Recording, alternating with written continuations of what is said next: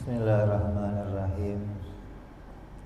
Assalamualaikum warahmatullahi wabarakatuh.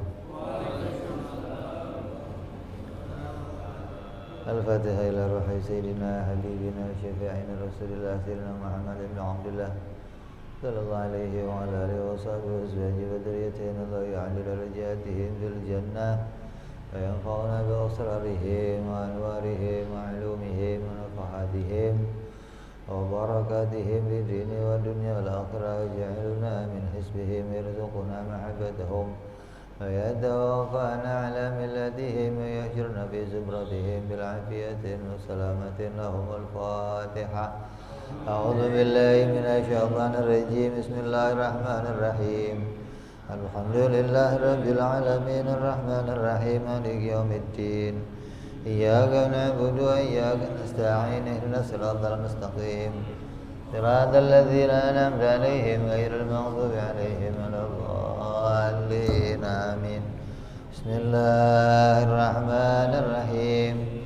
Nawaitu ta'alluma wa ta'lima wa tadhakkura wa tadhkira wa naf'a wal intifa'a wal ifadata wal istifadata والهثالة مسكي بكتاب الله وسنة رسول الله صلى الله عليه وسلم ودعاء إلى الهدى ودلالة على الخير ابتغاء مرضاته وقربه وثوابه وحسن الخاتمة مع اللطف والعافية وصلاح العاقبة.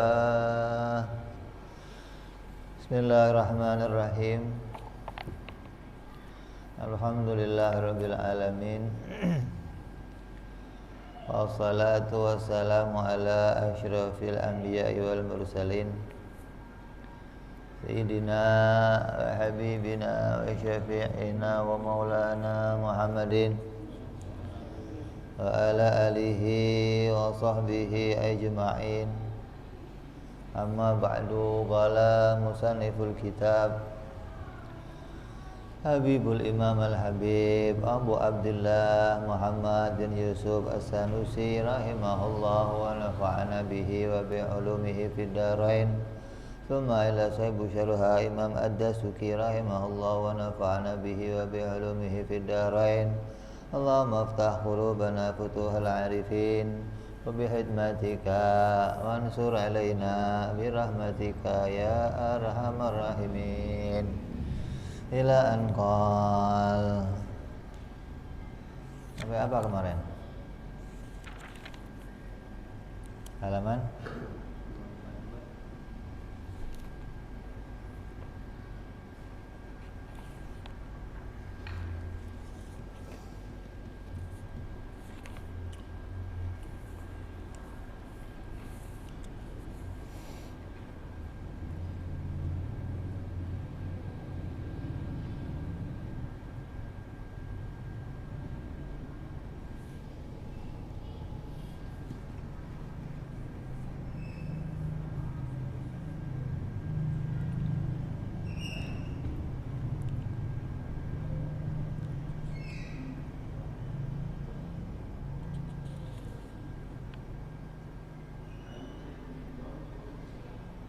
faqad bana laka tadammunu qawli la ilaha illallah bi aqsami thalathah allati yajibu ala mukallafin ma'rifatuhu fi haqqi maulana jalla wa azza wa hiya ma yajibu fi haqqi ta'ala wa ma yastahilu fi haqqi ta'ala wa ma yajuzu fi haqqihi ta'ala. Maka telah sangat jelas bagi engkau apa yang tercakup di dalam kalimat la ilaha illallah. sudah sangat jelas. Dari awal sudah diuraikan oleh musannif satu persatu secara terperinci, ya, apa yang termuat di dalam kalimat la ilaha illallah, yang mana semua itu berisi 3 bagian yang harus kita ketahui, yaitu yang berkaitan menjadi kewajiban bagi mukallaf untuk mengetahuinya, yang terkait dengan sifat-sifat Allah Subhanahu wa ta'ala.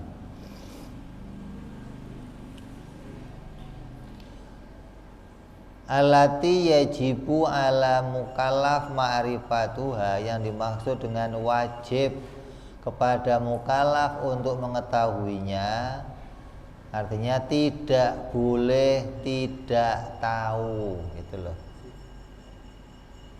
Kalau nggak tahu gimana? Kalau ada orang mukallaf kok nggak tahu la ilaha illallah gimana? Hah? Artinya nggak tahu tentang isinya la ilaha illallah. Dalam Al-Quran, dalam surat Muhammad dikatakan fa'lam annahu la ilaha illallah. Artinya kamu itu disuruh tahu kalau Tuhan itu betul-betul Allah. Sebaliknya, kamu juga disuruh tahu bahwa selain Allah itu bukan Tuhan, gitu loh. Bukan cuman suruh berikrar doang, bukan. Kamu nggak cuman disuruh ngucapin la ilaha illallah, saya ngakuin Allah itu Tuhan, nggak dicukupkan begitu, enggak. Kamu disuruh tahu bahwa Allah itu betul-betul Tuhan, dan disuruh tahu selain Allah itu bukan Tuhan, gitu loh. Yang menunjukkan bahwa ini sesuatu yang nyata, gitu loh. Bukan ajaran yang kamu hanya ikut-ikutan tanpa tahu dasarnya, tanpa tahu kebenarannya. Enggak. Ini agama yang jelas, perintahnya jelas, tuntunannya jelas, sehingga nggak ada keraguan lagi di dalamnya. Makanya kamu disuruh tahu tentang Tuhan. Kan semua agama itu punya konsep ketuhanan. Masa ada agama nggak nyembah Tuhan, agama apa? Bukan agama. Kalau ada agama pasti konsepnya nyembah kepada Tuhan. Dan mereka membuat penjelasan bahwa Tuhan itu begini, Tuhan begini, Tuhan begini. Itu semua agama pasti punya.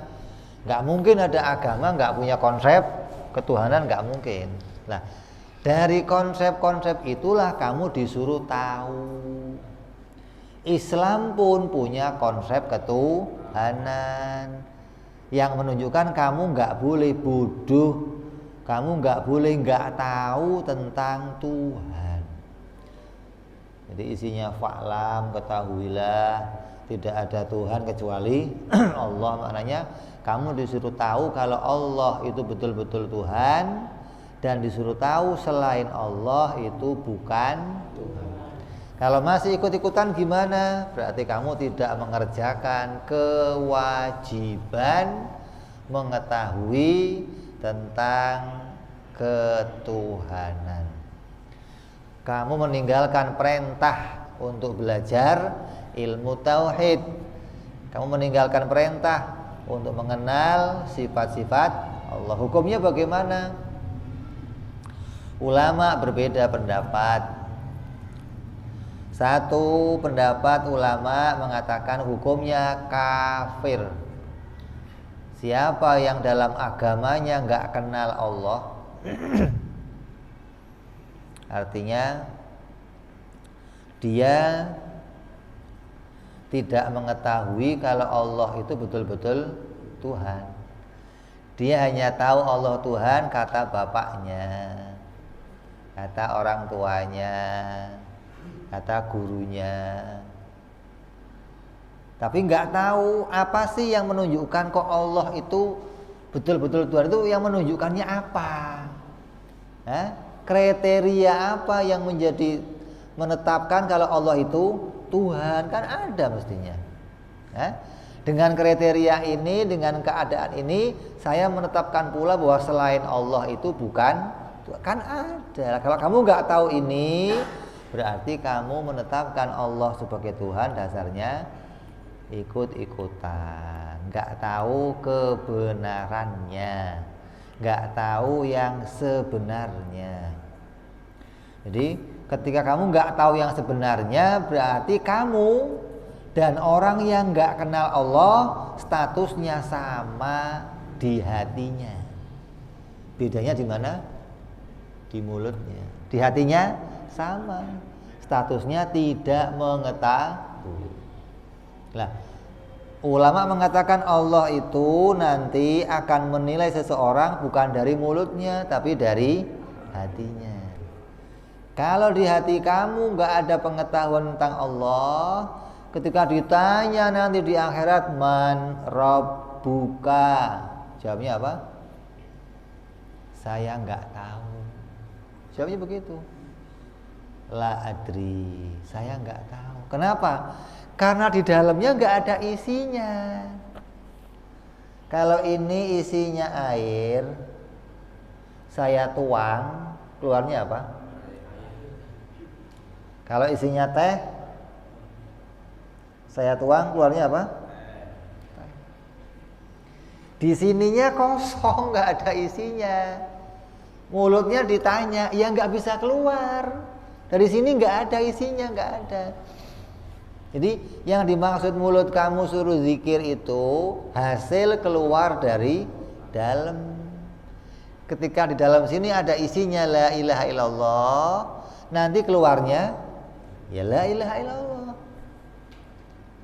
Jadi yang dituntut, yang dibutuhkan apa? Ilmu pengetahuan. Kalau yang di buku ini bukan ilmu, namanya apa? Maklumat. Apa itu maklumat? Sesuatu yang bisa diketahui atau pemberitahuan. Lah, ilmunya di mana? Kalau sudah masuk di sini, baru jadi ilmu. Ketika di sininya kosong, nggak ada apa-apanya, nggak tahu kenapa sih kok Allah disebut Tuhan, nggak tahu. Kok kata bapak saya Allah Tuhan, maka berarti di sininya kosong, nggak ada isinya. Ketika kosong, nanti ditanya, mulutnya pun nggak keluar ucapannya.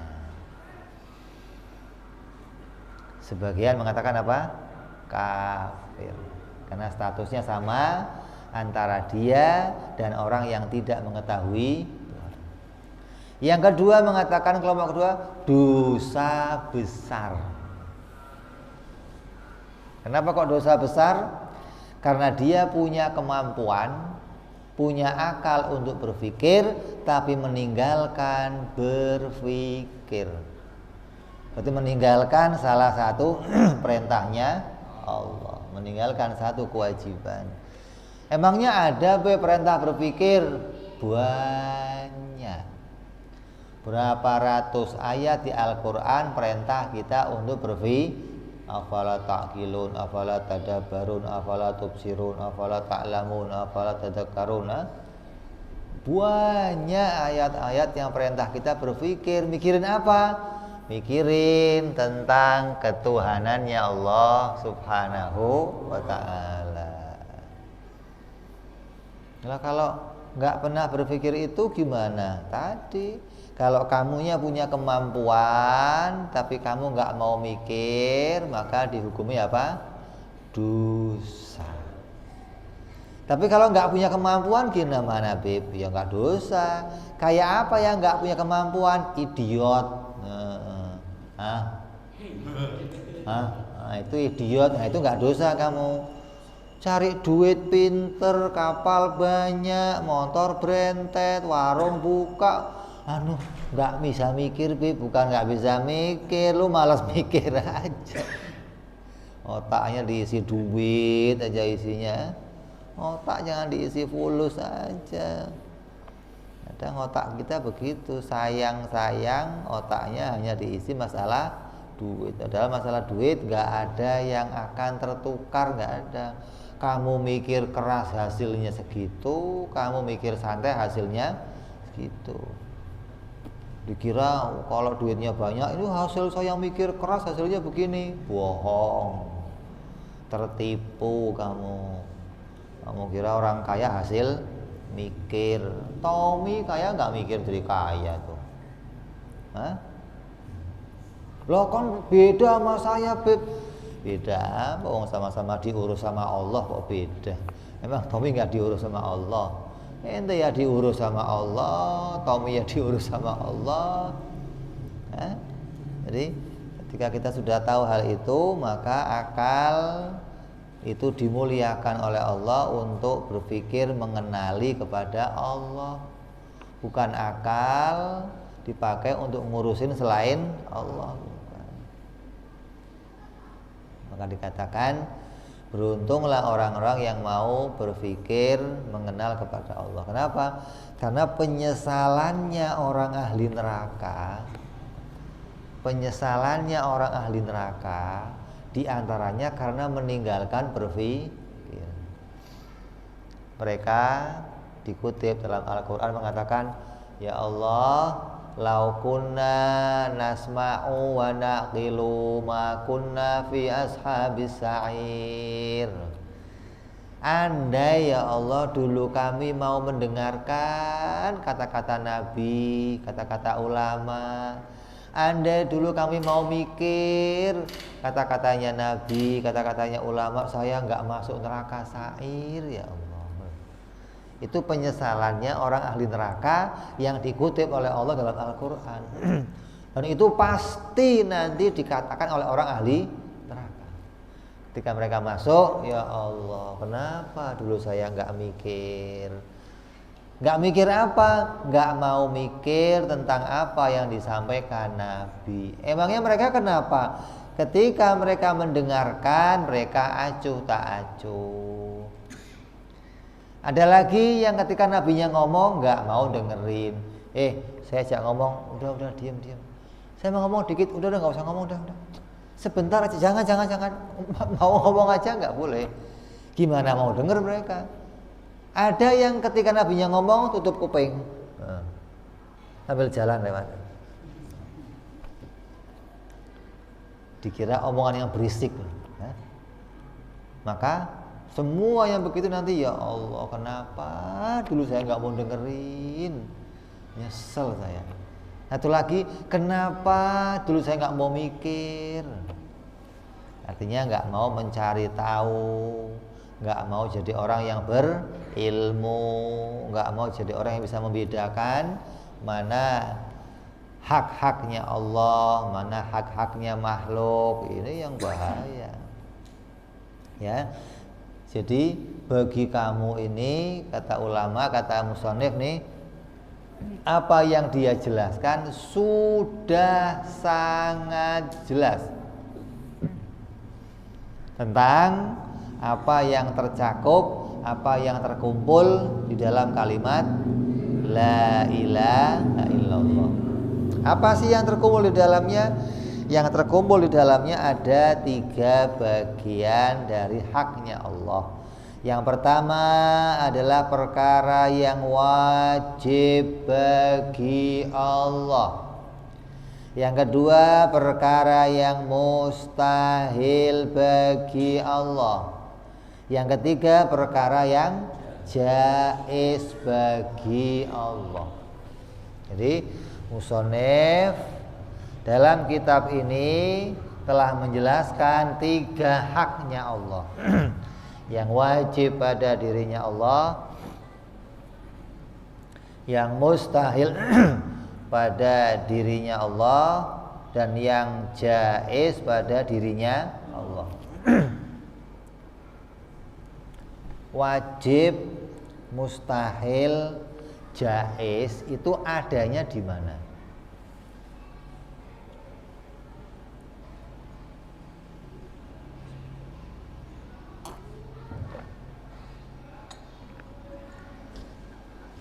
Eh? Wajib, mustahil, jaiz adanya di mana?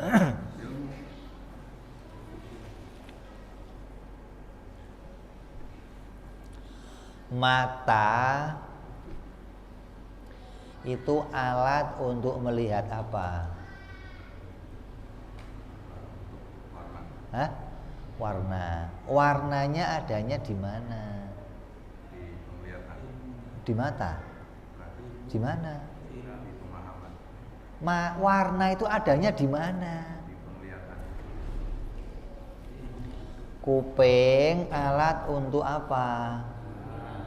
Suara itu adanya di mana?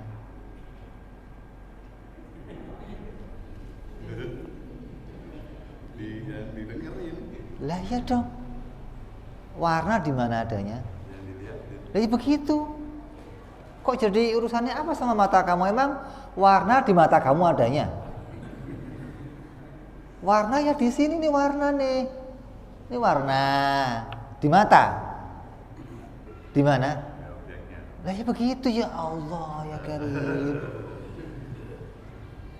Lah wajib, mustahil, jaiz di mana adanya? Di mana? Wajib, mustahil, jaiz adanya di mana? Di mana adanya? Ya di sini sama. Emang di mana adanya? Di setiap benda, setiap yang dijumpai itu ada wajib, mustahil, jaiz, gitu dong. Termasuk pada Allah, termasuk pada Nabi, termasuk pada kamu. Kalau kamu nggak menemukan itu, berarti kamu nggak menyaksikan apa-apa pada Allah. Maka yang terkumpul dalam la ilaha illallah adalah wajib, mustahil, jaiz. Karena kamu menyaksikan itu pada Allah, begitu dong. Akalnya akal yang sehat, bisa nemu mana yang wajib pada Allah, yang mustahil pada Allah, yang jaiz pada Allah. Itu akal kamu sehat. Kalau sampai akal kamu kok nggak nemu yang wajib pada Allah, mustahil, berarti akal kamu soak. Sama kayak ini ada warnanya, tapi mata kamu nggak nemu warnanya. Namanya mata kamu kenapa? Somplak mata kamu berarti, sedet mata kamu. Ini warnanya apa? Anu Bib, itu berwarna Bib. Ya warnanya apa? Ini orang gimana sih orang? Apa warnanya? Somplak berarti matanya, gitu dong. Ada matanya tapi nggak bisa lihat merah, kuning, berarti apa namanya? Buta. Ada orang punya akal, akal kamu sehat, sehat. Coba apa yang wajib pada Allah, yang mustahil pada Allah, yang jaiz pada Allah? Nggak tahu saya ini. Buta akal. Nah, kata Imam Haramain, sama saja nggak punya akal. Falaisa biakilin man lam ya'rif wajib wal mustahil wal jaiz falaisa biakilin. Siapa orang yang kok sampai nggak bisa nemu mana yang wajib, mana yang mustahil, mana yang jaiz pada setiap perkara, maka kamu sama saja nggak punya akal.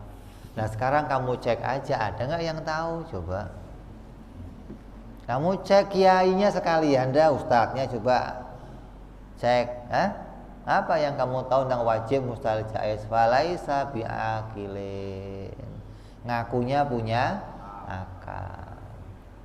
Yang ngomong Imam Haramain, seorang ulama besar. Mereka menyimpulkan bahwa manusia dimuliakan dengan akalnya karena akal adalah alat untuk menyaksikan ketuhanannya Allah dan alat untuk menyaksikan kenabian Nabi Muhammad SAW dan alat untuk menyaksikan kemakhlukan diri kita.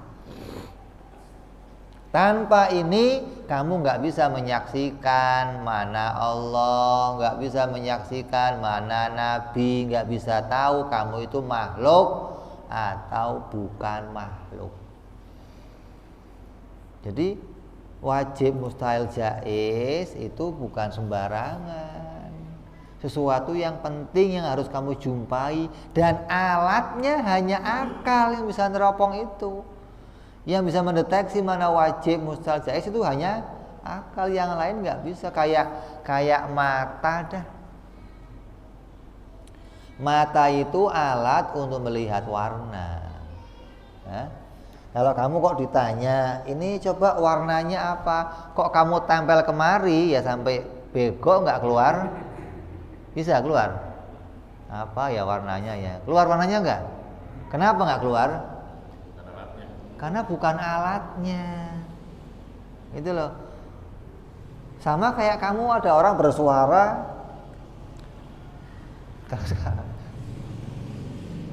mau kamu jumpai tapi nggak pakai telinga, ya nggak bisa. Maka wajib, mustahil, jaiz pada haknya Allah tidak bisa kamu kenali, nggak bisa kamu ketahui kecuali pakai akal yang sehat. Maka musannif menjelaskan, sudah sangat jelas aku sampaikan bahwa isinya la ilaha illallah adalah 3 perkara yang wajib bagi Allah, yang mustahil bagi Allah, yang jaiz bagi Allah. Yang wajib ada berapa? 20. Yang mustahil ada berapa? 20. Yang jaiz ada berapa? 1. Kok kamu nggak bisa melihat ini, berarti kamu nggak menemukan Allah. Kamu nggak bisa menyaksikan Allah. Karena lafadz fa'lam annahu la ilaha illallah itu perintah agar kamu mengenali konsep ketuhanan umat Islam. Bukan hanya untuk tahu ikrar, saya berikrar Allah itu Tuhan saya, bukan begitu, bukan. Kamu disuruh tahu. Artinya nggak boleh bodoh. Dan disuruh tahu pula kalau selain Allah itu bukan Tuhan. Begitu kan? Ya. Jadi ini ilmu yang sudah sangat jelas kata musannif. Udah saya sampaikan satu persatu. Mana yang menunjukkan Tuhan? Yang menunjukkan Tuhan 2 makna. Ya. 2 pengertian, 2 definisi. Tuhan adalah apa? Zat yang tidak butuh kepada segala sesuatu dan segala sesuatu membutuhkan pertolongan Dia. Itulah namanya Tuhan.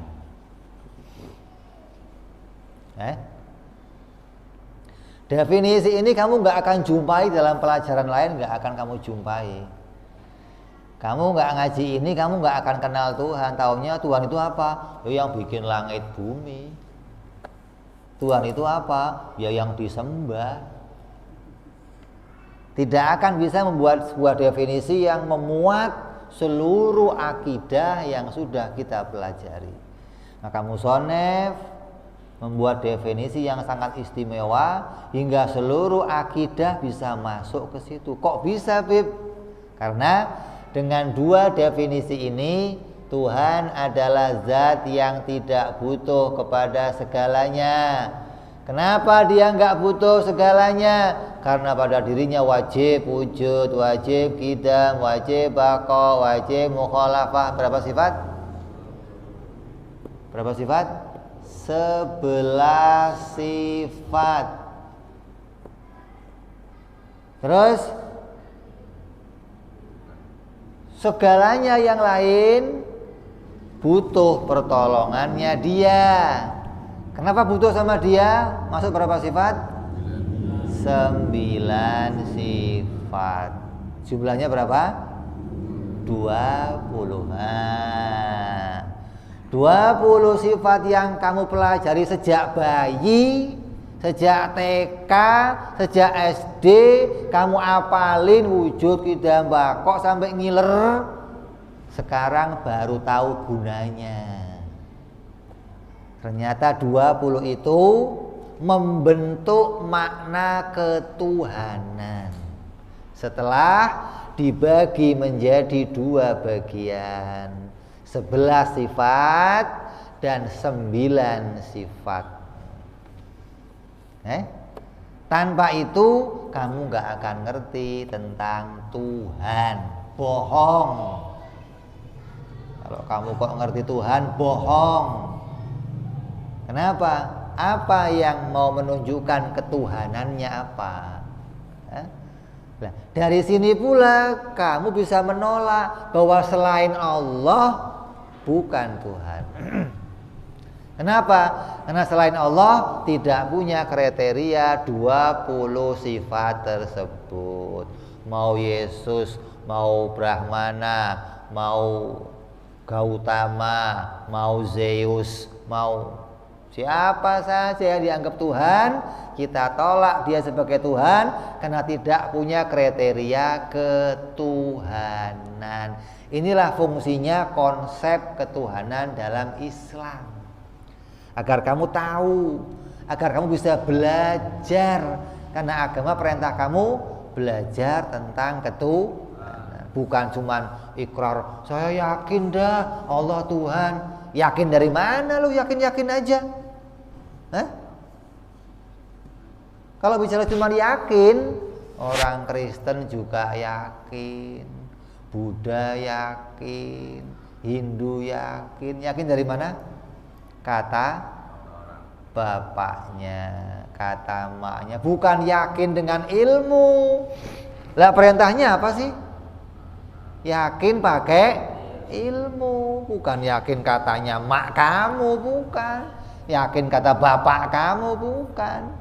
Tapi yakin dengan ilmu pengetahuan.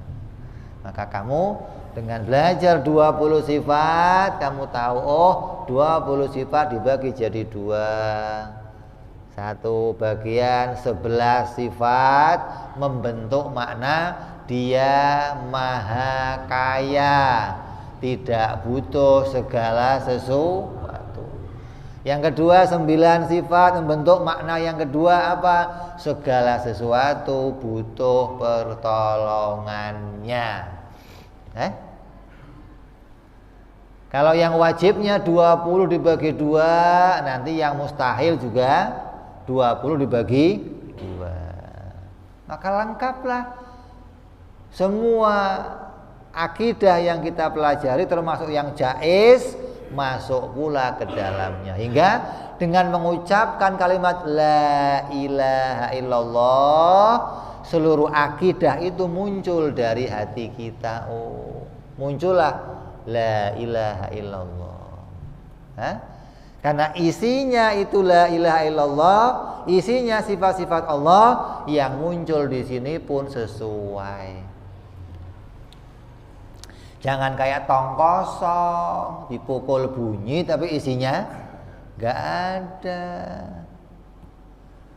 Di dunia doang tuh untungnya. Nanti di akhirat ketika ditanya man rabbuka, melotot ya.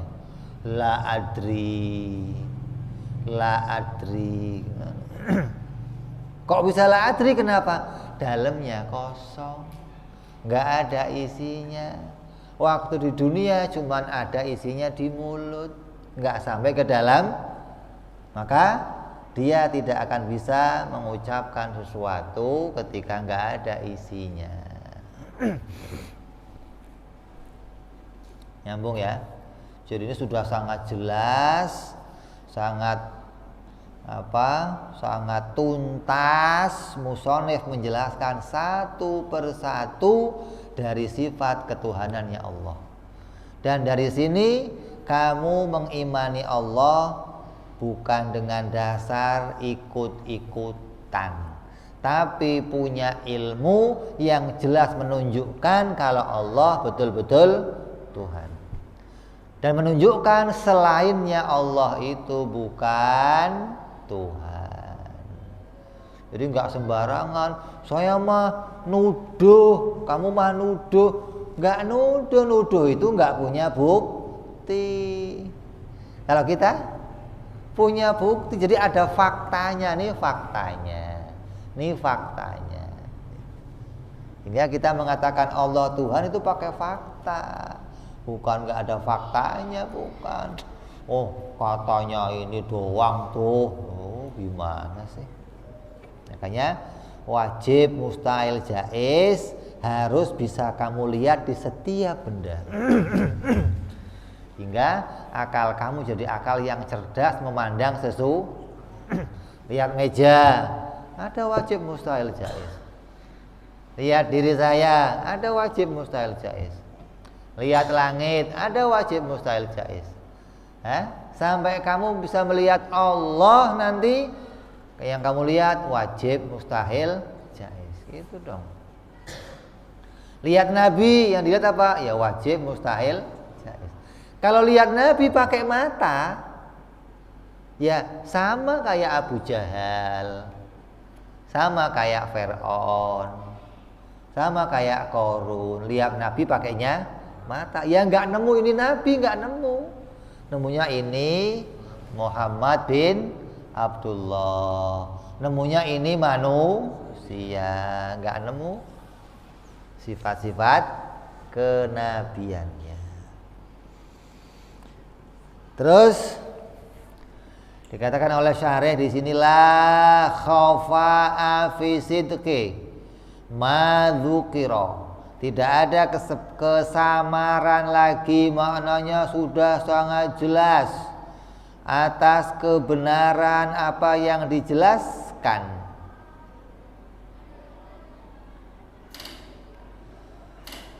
Wa tatabbu'u kalamihi bil istiqra'i yushhidu lahu. Sudah sangat jelas musannif bicara tentang semua itu di dalam kitabnya dan mengadakan penelitian ungkapannya secara langsung dan membuktikan kebenarannya. Jadi nggak ngomong doang, udah diomongin, diajak kamu teliti, diajak kamu buktiin sampai kamu nyata nemu buktinya, nih faktanya. Bukan cuma diajak ngomong terus suruh dengerin, bukan. Diajak melihat beritanya, diajak menteliti, diajak cari bukti, sampai diajak menyimpulkan. Itulah yang namanya tuntunan yang sangat jelas.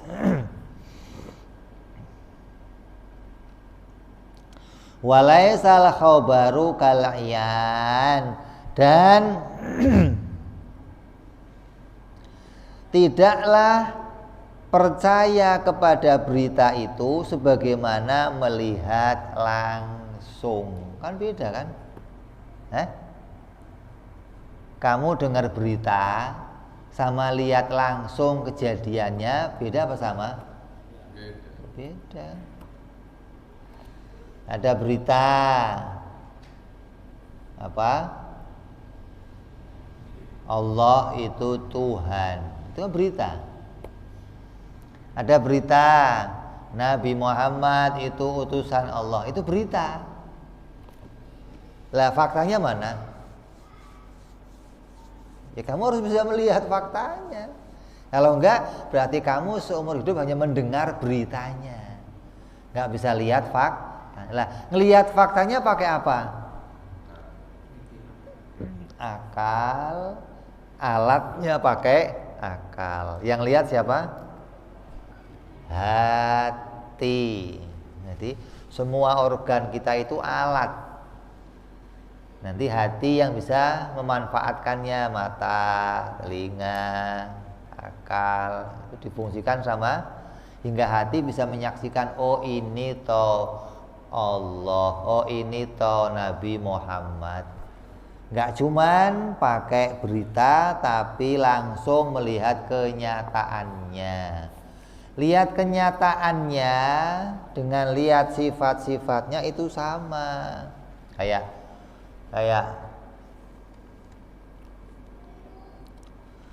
ada berita di depan sono ada pasar malam. Beritanya nih. Terus kamu percaya, berbondong-bondong kamu keluar mau ngelihat pasar malam. Sampai di lapangan yang ditunjukkan sepi, udah gak ada apa-apa. Katanya ada pasar malam, mana gak ada tenda, gak ada apa-apa, kosong, melompong. Berarti beritanya berita apa? Hoax. Berita hoax, nggak ada faktanya. Katanya ada pasar malam, nggak taunya kosong. Beda lagi kalau kamu lihat begitu sampai ke lapangan, memang sudah nggak ada orang di situ, tapi bekasnya masih ada. Apa? Banyak sampah berserakan, banyak tenda-tenda yang belum dibongkar, banyak loh. Ketika melihat bekas-bekas itu, walaupun kamu nggak lihat tadi ramainya pasar malam, kamu bisa menyaksikan, oh iya tadi ada pasar malam. Yang dilihat apa? Bekasnya atau buktinya, gitu loh. Kamu dikasih berita tadi di sono ada tabrakan. Begitu kamu cek ke sono udah nggak ada, motor nggak ada, mobil nggak ada. Tapi di jalan ada kaca pecah, ada darah, ada oh iya nih bekasnya nih tadi ada tabrakan. Itu namanya kamu nggak menyaksikan langsung, tapi sama kayak menyaksikan langsung. Dengan apa? Dengan ilmu. Nggak lihat langsung memang, tapi sama kayak lihat langsung. Makanya diungkapkan asyhadu alla ilaha illallah, saya bersaksi. Padahal nyaksiinnya kapan kamu? Bukan nyaksiin begini, tapi nyaksiinnya pakai ilmu.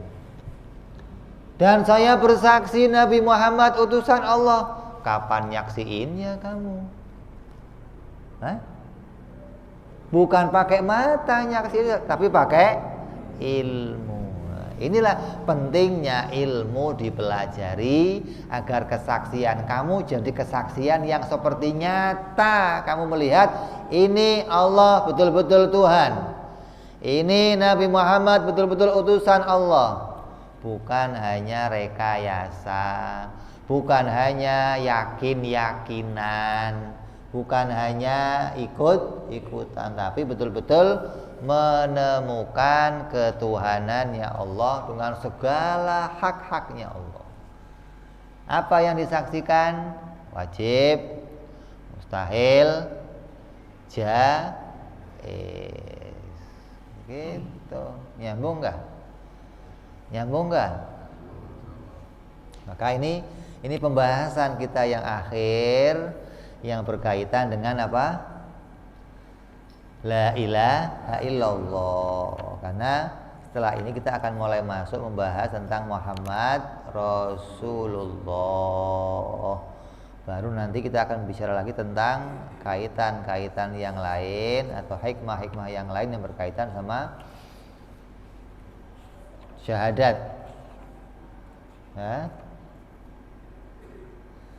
Apa sih keutamaannya? Apa keistimewaannya? Kalau saya baca ini gimana untungnya? Berapa kali saya bacanya? Itu nanti kita akan bicarakan hikmah-hikmah yang mau kita tambahkan. Jadi ini akhir kita membahas tentang la ilaha illallah. Kenapa? Karena musannif telah mengatakan faqad bana laka tadhammunu qauli la ilaha illallah. Sudah sangat jelas saya sampaikan untuk kamu tentang terkait apa? Isinya la ilaha illallah. Bahwa semua yang saya pelajari ini terangkum dalam kalimat la ilaha illallah. Kenapa? Ini menunjukkan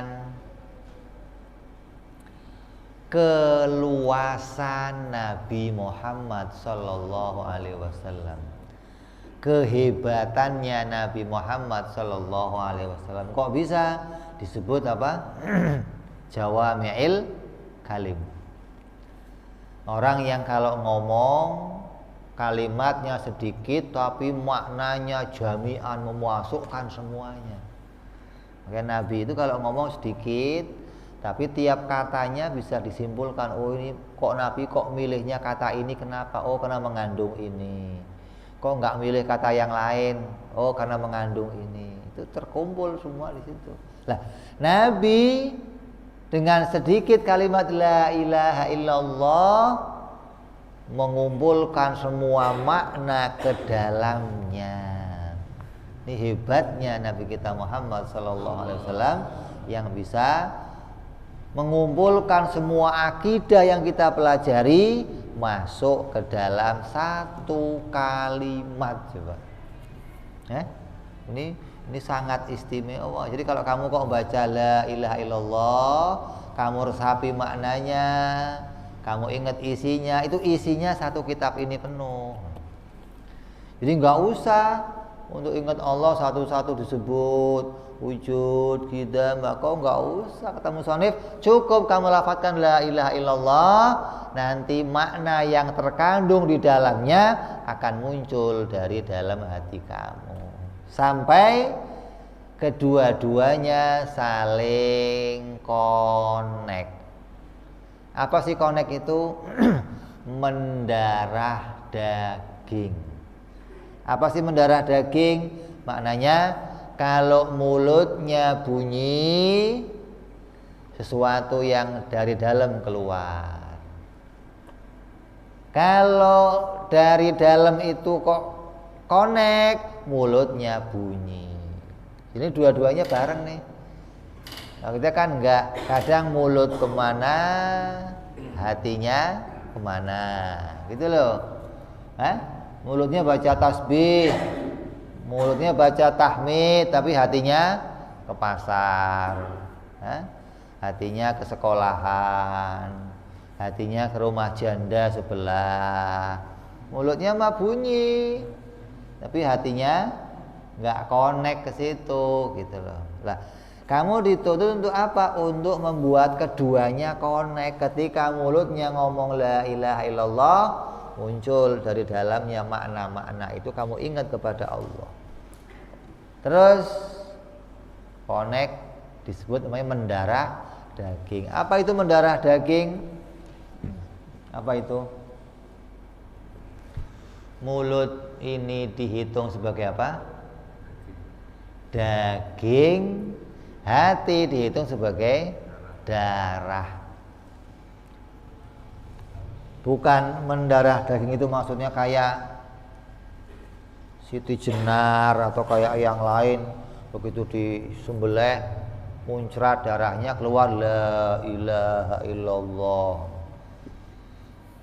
Itu kalau mau buktiin yang begitu ya kamu repot, harus dikucurin dulu darahnya, gitu loh. Kan nggak perlu begitu. Lah untuk ngetes saya mendarah daging bagaimana, Bib? Cukup mulut kamu sama hati kamu connect, nggak pernah kosong. Asal mulutnya bunyi, hatinya inget. Makanya sering ulama-ulama itu apa? Kalau pas melek diem, nggak ada suaranya. Kalau melek nih diem. Begitu tidur berisik. La ilaha illallah, Allah, Allah, Allah, qul huwallah. Begitu tidur berisik. Kenapa? Yang di dalam nggak terkendali lagi keluar. Waktu melek dijaga sama dia. Dia yang ngontrol, dia yang ingat, mulutnya bunyi pelan-pelan. Begitu merem, nggak terkendali, keluar semua. Kalau ente kan enggak, kalau ada orang yang begitu yang ditunggu nomor berapa, nomor berapa coba nih, nomor berapa yang itu, nomornya apa keluarnya gitu kan.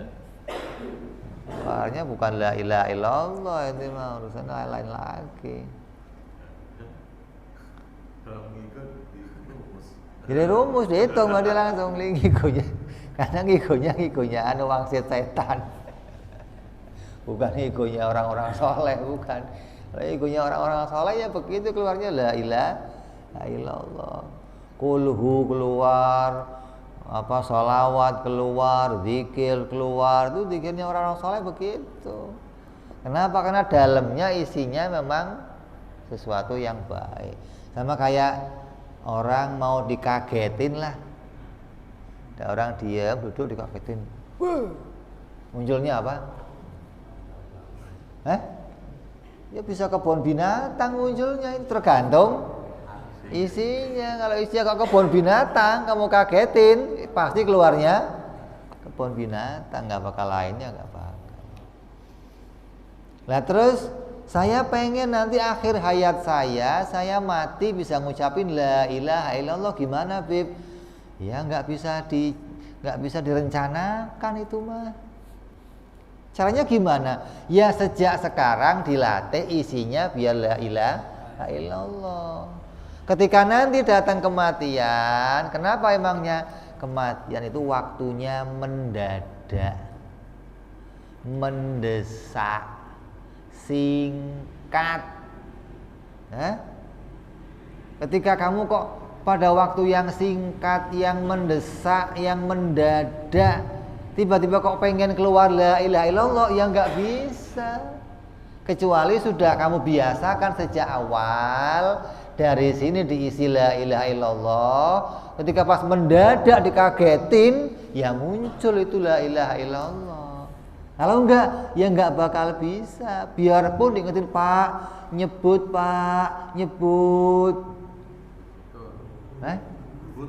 Iya betul doang.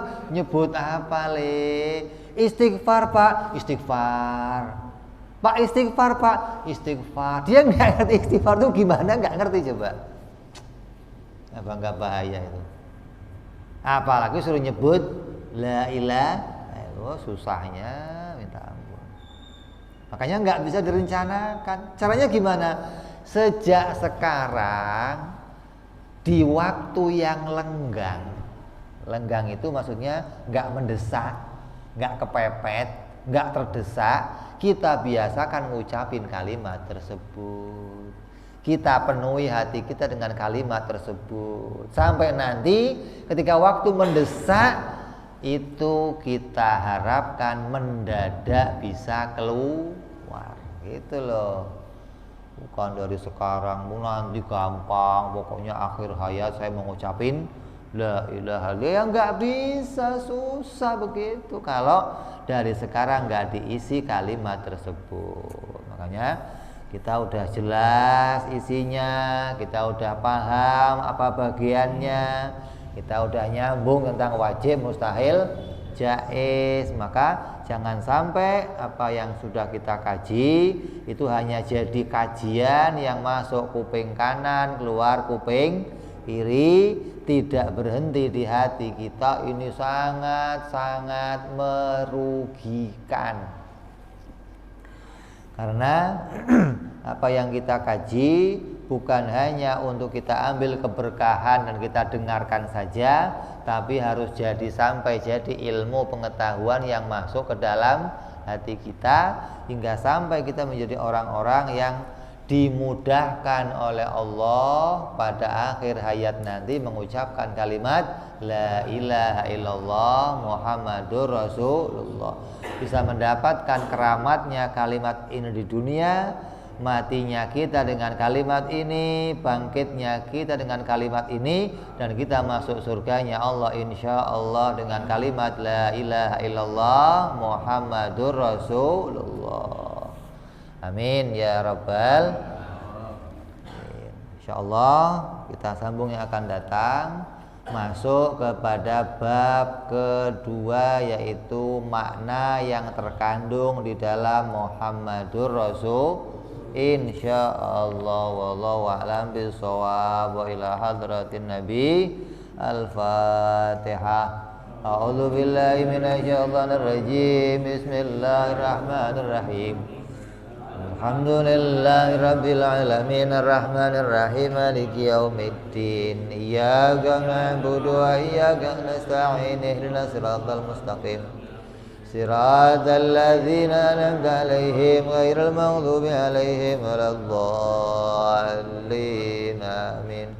Ya Rabbana i'tarafna bi annana iqtarafna wa annana asrafna 'ala ladha ashrafna fatub 'alaina tauba taghsil kulli hauba wastur lana aurati wa amini rawati waghfir li walidina wal ali wal ihwani wa sairil hillani wa kulli dhi mahabbah aw jiratin aw suhbah wal muslimina ajma'a min rabbi isma' fadlan wa judan manna la biktisabi minna fil mustafa rasulina dhabi kulli suli salla wa salam rabbi andal habbi wa alihi wa sahbihi idada tahzi suhbi walhamdulillahi fil badi wa tanahi subhana rabbika rabbil izzati amma yasifun salamun alal mursalin walhamdulillahi rabbil alamin. Assalamualaikum warahmatullahi wabarakatuh.